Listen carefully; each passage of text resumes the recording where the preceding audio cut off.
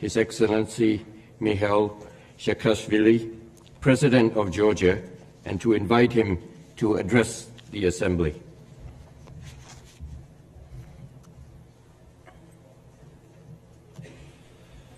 Mr. President, Your Excellencies, distinguished delegates, it is a great honor to represent once again my beloved nation at this rostrum. During the past decade, as I had the privilege to address this hall, Georgia has moved from a failed state to a market democracy. We have experienced both advances and setbacks, both breakthroughs and mistakes. But the world has been able to witness the constant commitment to freedom of my nation.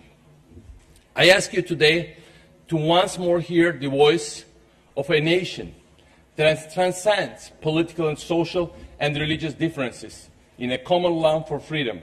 A voice that, despite all the problems we have encountered and the challenges we still have to overcome, is full of hope. And looking at our world today, I do think that this voice of hope is needed. The optimism of the early 90s, when the spread of liberal and democratic values seemed natural, when the end of history had been proclaimed, and when the United States nations was set to become the heart and the soul of the world, finally at peace, this optimism of 90s, when I was a student here in New York, and I had the opportunity to be here as an Internet United Nations, which was full of optimism, and then it has been crushed by a wave of pessimism and cynicism. The world is not at peace. Humankind has not reconciled with itself, and the UN did not become the soul of the heart or the heart of the united globe. Western civilization, once triumphant, is now trying to tackle a deep economic, social, and mental crisis. In Eastern Europe, the colored revolutions are challenged by the very forces they had defeated a few years ago. In the Middle East, the glorious images of cheering crowds of Cairo and Tunisia had been replaced by the horrendous videos of the gas children of Damascus. There are many good reasons to be disillusioned. But should the dogmatic optimism of the 90s be replaced by an equally dogmatic pessimism, by the sense of resignation that suffocates hope? Should the fact that the expansion of democracy and freedom turns out to require profound struggle, should it lead us to renounce our beliefs and our principles? I came here today to share the hopes on behalf of my nation and to speak out on behalf of my Georgian people against this ambient fatalism. I came here to address those who doubt, those who hesitate, those who are tempted to give in. If the West is outdated, then why do millions of Poles, Czechs, Estonians, Romanians, and others do cherish so much the day they enter NATO? And why are millions of Ukrainians, Georgians, Moldovans, and others desperately are knocking on the doors of the European Union? If freedom is no longer fashionable, how do we explain that the suicide of an unknown citizen in a remote Tunisian town has changed the map of the world? No, history did not come to an end in 1989 or 1991, as it was proclaimed, and it never will. But freedom is still its motto and its horizon. Everywhere, men and women who want to live in freedom and confronted by the forces of tyranny. The question is, are we going to be actors or spectators in this confrontation? Distinguished delegates, as I speak, the Eastern European countries aspiring to join the European family of free and democratic nations are facing constant pressures and threats. Armenia has been cornered and forced to sign customs union, which is not in this nation's interest or in the interest of our region. Moldova is being blockaded. Ukraine is under constant attack. Azerbaijan faces extraordinary pressure, and Georgia is occupied. Why? Because an old empire is trying to reclaim its bygone borders. And borders is actually not the right word, since this empire, be it the Russian Empire, the Soviet Union, the Russian Federation, or the Eurasian Union, never had borders. It only had margins.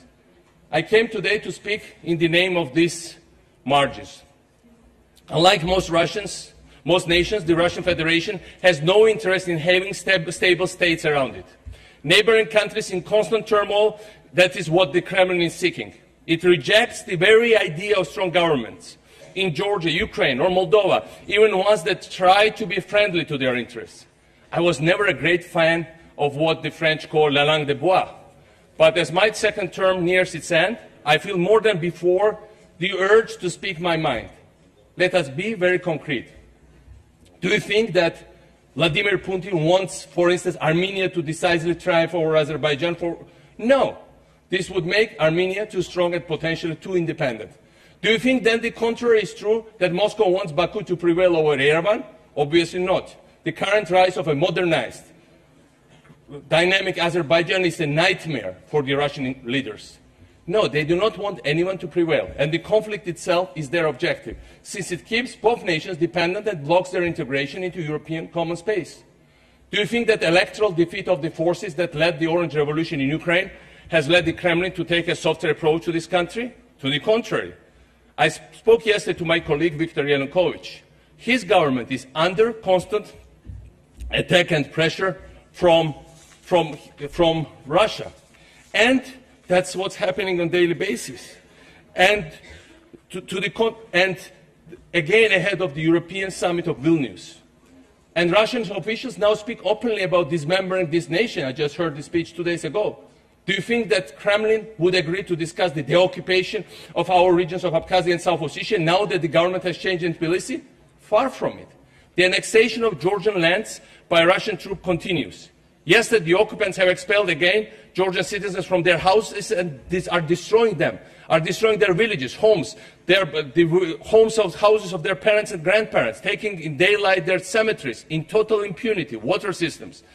Despite the friendly statements made by the new Georgian government in recent weeks and months, the Russian military keep advancing its positions, dividing communities with new barbed wires, threatening our economy, moving towards the vital Baku-Supsa pipeline, approaching more and more the main highway of Georgia, and thus putting into question the very sustainability of our country.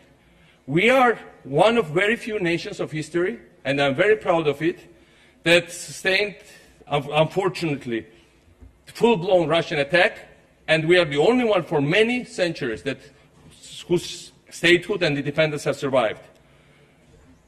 Despite full-blown attack by more than 100,000 strong Russian army, despite being bombed by 200 planes, attacked by full Russian Black Sea Fleet, and tens of thousands of mercenaries.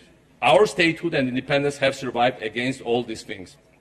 But let us not risk losing now in times of peace. We survived because we were united. We survived because the world was with us. I hope the world will stay with us when this pressure is applied to us. I came here in the name of Georgian people to ask you, the international community, to react strongly to this aggression and to help us to put an end to the Russian annexation of our lands. The hostility of Vladimir Putin and his team towards the government I had the privilege to lead for almost a decade was not based on personal hatreds or cultural misunderstandings. Any such interpretation would just be a smokescreen. My predecessor, President Shevardnadze, came from the highest Soviet nomenclatura.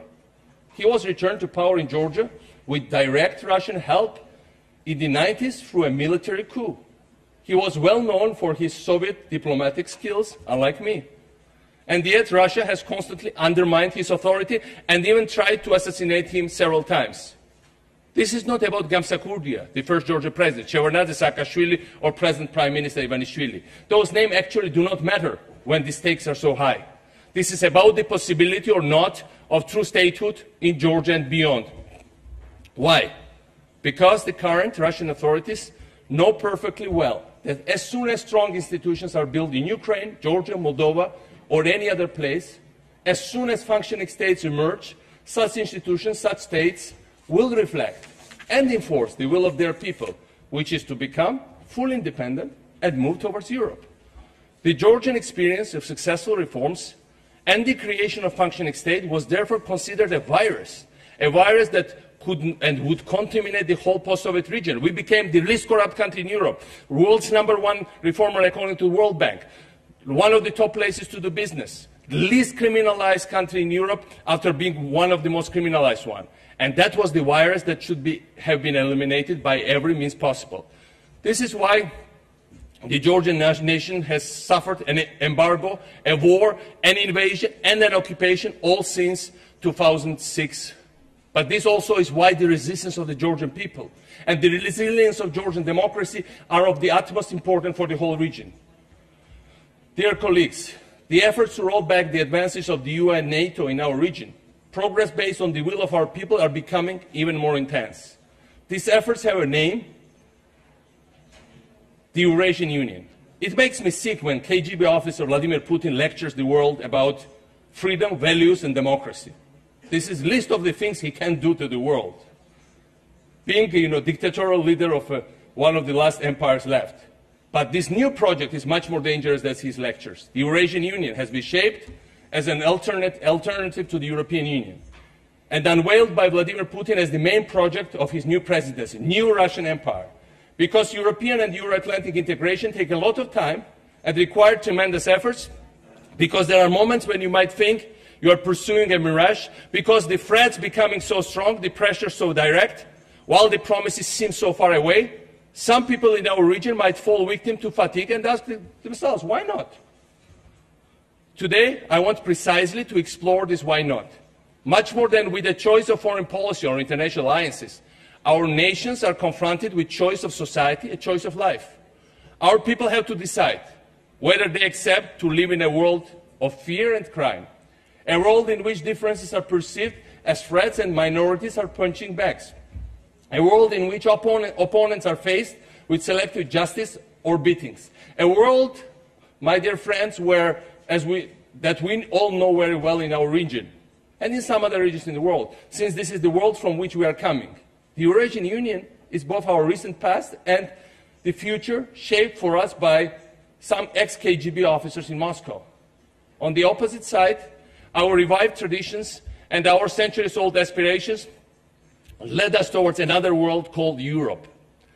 European societies are far from perfect, and we all know that. There too, you can have fears, doubts, angers, hatreds, social inequalities. But there, at the same time, meritocracy prevails over nepotism. Tolerance is a fundamental of public life.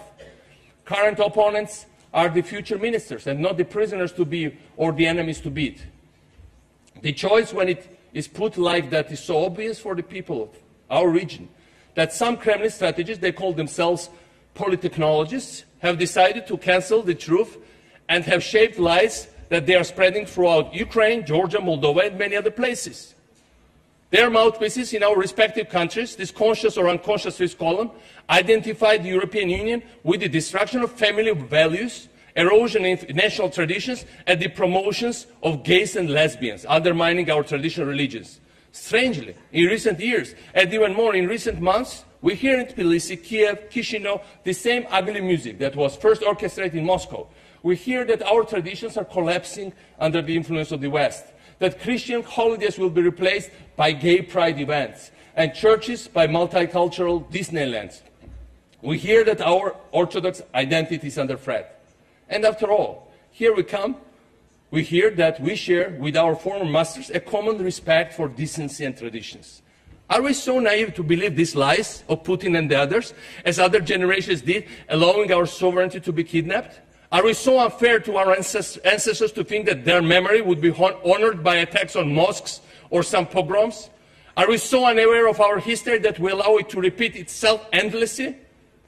When we hear the fake music of Orthodox Brotherhood, sung by Russian imperialists, can't we hear the true voices of Patriarch Kirill, who was assassinated, or the eternal voice of the Patriarch Ambrosi Helaya, who was tortured during days and weeks, only because he appealed to the Geneva Conference against the invasion of his country? And he told his Russian interrogators, you can have my body, my flesh, but you will never have my soul. Are we so deaf as not to hear the voices of the killed bishops and priests tortured by Russian imperialists and Russian communists? Are we so uneducated we do not recall who has repainted our churches and erased our sacred frescoes? Are we so blind today not to see this destruction of our churches by the same people who erased our churches in the 19th century, Russians, now in the occupied territory? We need to know our history. And our history teaches us that tolerance is the basis for sovereignty in our region. It is not only a moral duty, It is an issue of national security. We need to know our history to understand the same old imperialistic principle, divide to rule, is applied today as it was 2 centuries ago. Looking at our region today, those who have some knowledge of the Caucasian history might remember the Armenian-Azerbaijani bloodshed of 1905, directly created by the Tsarist administration, and compare it to the beginning of the conflict in Karabakh in the late 80s. The Russian army was present there in large numbers, and in front of its eyes, the war started, and they were pretending to help both sides, in fact, stirring up the conflict. They might recall, as I do too well, the beginning of the war in Georgian region of Abkhazia in the early 90s, when Georgian paramilitary groups were getting their weapons from the same Russian troops who were actually leading, directing, assisting the Abkhaz militia and bombing the Georgian territory, and bringing in Chechen mercenaries in order to kill any form of solidarity between nations of North and the South Caucasus. Just as they were sending for the same reason, more than 1 century before, Georgian officers at the far front of their wars against Chechens, Ingush or Dagestani. We could also look at the margins throughout the times. We could look at Poland and Ukraine, and we would see the same pictures. Everywhere, the empire has always inflamed the relations between subjugate people and separated them by a wall of fanatical antagonism. It used to work, unfortunately. But what is even more unfortunate, that it is still working today. Ladies and gentlemen, distinguished delegates, the European Union, the greatest political success of recent decades, has been built on 3 pillars, which also could be characterized as 3 rejections. The rejection of the extreme nationalists that had led Europe to the collective suicide of 2 world wars and the horrors of Nazism. The rejection of communism that was threatening to spread throughout the continent and the world. And in the end, the rejection of colonialism and imperialism. It took time, and many of your delegates remember it very well, very painfully, because you were victims of French imperialism or British imperialism. It took time for the French and British empires to accept this third rejection. But giving up their colonies was the price to pay for the modernization of their economy and the development of their democracy, and also for the European unification to actually be realized. The Eurasian Union is based on the exactly opposite promises. It is fueled by intolerance, it is led by old KGB structures, and it is shaped to revive an old empire. That's what the Eurasian Union is all about. Of course, joining the Eurasian Union is therefore very easy. There are no social, economic, or political criteria to be met. Becoming a colony, in fact, requires no effort at all. Passivity, mediocrity, absence of national pride are the only requirements. Willingness to be slave is another one. On the other hand, to get into a real union, there is no alternative to making a Herculean effort and meeting exact criteria, because such principles are precisely what to create the union. So to those who doubt, I tell that it is precisely because the EU demands effort and imposes criteria. It is precisely because it does not seek to absorb, while the other one is dreaming about it, that the choice should be so obvious. But there is an even better reason for saying that the choice is obvious. The choice is obvious because the Russian project is doomed to fail. No empire is sustainable. Today, we are living in the 21st century. And certainly not the Russian one, which is the last anachronism of empire's world. If we look back at history, France and the UK have lost their colonies, not only because these colonies fought there for independence, but also because people in Paris and London ultimately did not believe anybody anymore in their empire. Exactly the same is happening in Russia nowadays. The imperial dream is being rejected, first at its margins, as we have seen, but most crucially, perhaps the idea of the empire is rejected at its very center. Such a rejection does not manifest itself only in public protests, or in rising polls of the opposition of the main cities of Russia. It expresses itself in the universal cynicism of Russian elites towards Putin's Eurasian vision. The very people who are supposed to serve it do not believe in the viability of the project. Rejected at its margins, rejected at its centers, the imperialistic path will come to a dead end, and the Eurasian Union will fail, and Russia will, after all, become a nation state with borders instead of margins. Real country with real borders. Then it will start to seek stable relations with stable neighbors. Then cooperation will replace confrontation. It will happen, and much sooner than people think, to the benefit of the margins, but most of all to the benefit of the Russian people themselves. It will happen because the imperial project is absurd for a generation of Russian citizens who are among the most enthusiastic users of the internet in the world. It will happen because ethnic discrimination that Russia is using inside its territories is not going to consolidate and make Russia more strong and United States. It will happen because the endless resources provided by the revenues of oil and gas are challenged by perspectives offered by the exploitation of shale gas and shale oil. Shale gas revolution is really undermining the last authoritarian empire in the world. It will happen because gas alone does not replace economic modernization. It will happen because the occupation and the absence of justice. It will happen because the entire regions have been alienated by discrimination and violence. Because the people of Chechnya, Ingushetia, Dagestan, Tatarstan, Bashkortostan, and many other places have been so much persecuted that they do not feel part of any common project with central authorities in Moscow. It will happen because of frustrations, angers, hatreds are too strong, and unifying ideal is too absent. It will happen not in the coming decades, but in the coming years. Few years from now, you will recall my words, Vladimir Putin will have left the Kremlin and vanished from the Russian politics. Even if he says that he will be for another 20 years or so there. Russian citizens will remember him as a ghost from the old times, the times of corruption and oppression. Nobody knows whether this process will be calm or violent, whether his successor will be nationalistic or liberal, or both together. But what matters is something else. Russia will no longer be an empire. It will become, finally, a normal nation state. This is the horizon we should prepare for, all of us together.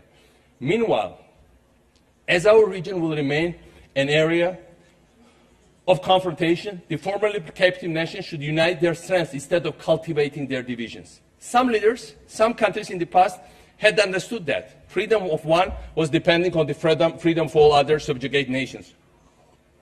Like the Poland of many centuries, when they were dreaming about uniting all the persecuted people, or of Marshal Pilsudski, that was inviting all the oppressed people and their officers to unite under the flag of Polish independence and Polish military forces.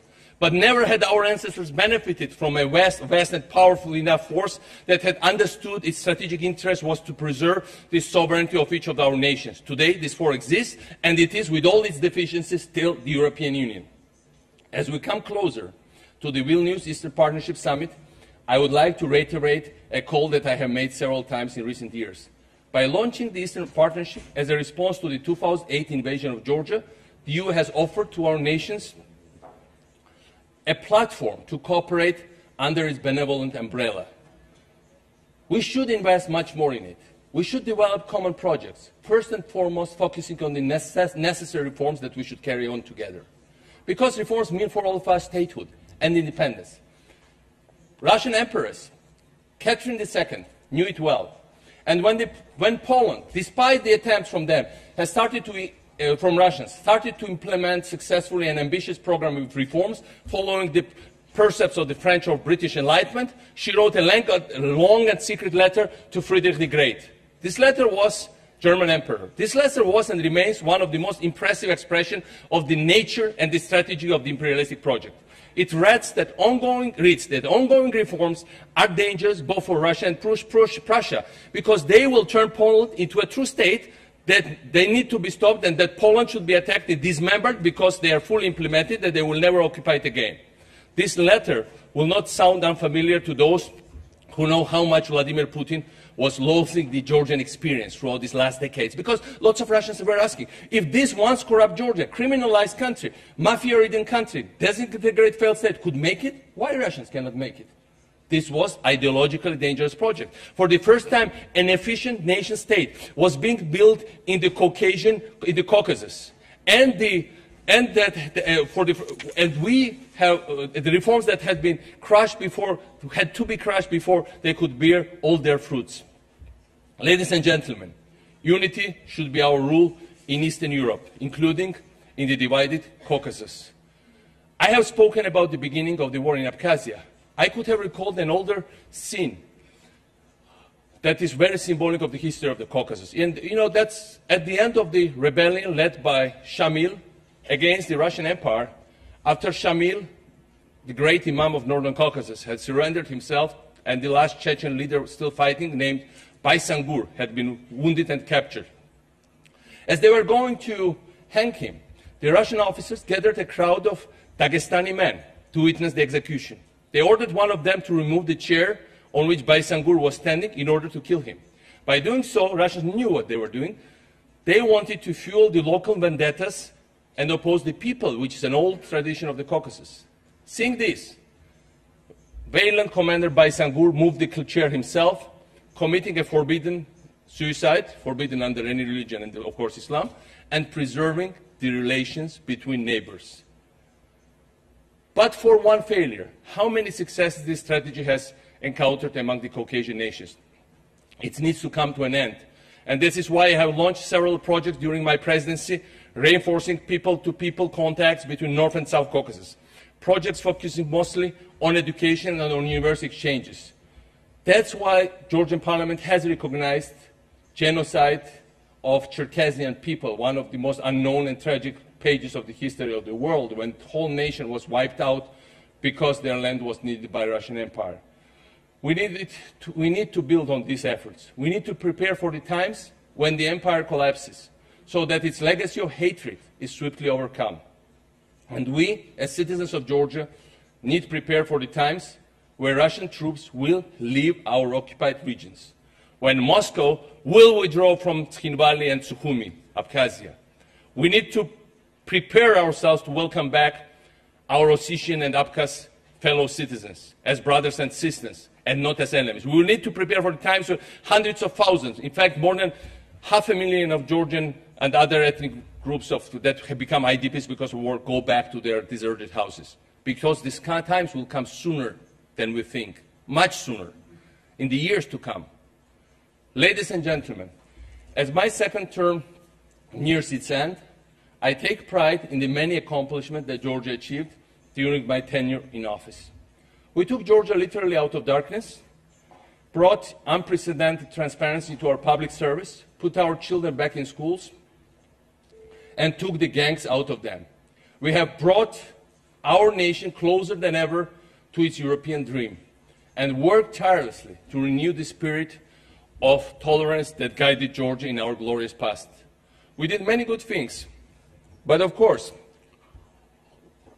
like any leader, and when I became president, I was at that moment I was the youngest president in the world, I realized that some of these things were done at a very high cost because of lack of experience, in our rush to impose a new reality against the background of internal and external threats. We have cut corners and certainly made mistakes. Went sometimes too far, and other times not far enough. I acknowledge fully my responsibility in all the shortcomings, and I sincerely care for all those who have felt that they did not benefit enough from our work, or even that they were victims of our radical methods. I want to tell all Georgian citizens, to those who supported our project, our policies and our party, and those who rejected them, I want to tell them how proud I am of their maturity. We promised them this project, and we didn't promise them it would be too smooth. And we went very far. But we went far because our people were so mature and so brave. I want to tell them from this rostrum how humble I feel looking at the sacrifices and the efforts they have made. We are and should remain a nation united in a common love for freedom and dignity. We are and should remain a nation united in the deepest respect for the sacrifices made by our soldiers in Afghanistan, for instance. A nation sharing the same sorrow when they lose their lives and taking the same pride in their bravery. We are the nation that are proud of our soldiers that stood up to 100 times exceeding force of Russian invaders and gave us time, together with the world, to mobilize and protect and save our independence, something that, with all due respect, many of the nations in Europe couldn't do in the 20th century, much bigger and much more powerful than us. We are, and we should, remain a nation united in our historical identity, to join the European family of democratic nations. the family we should never have been separated from in first place, our family. The path of the Georgian people towards freedom, regional unity, and European integration is far from over, and I will continue to dedicate every day of my life to its success as a proud citizen of a proud nation. Thank you so much.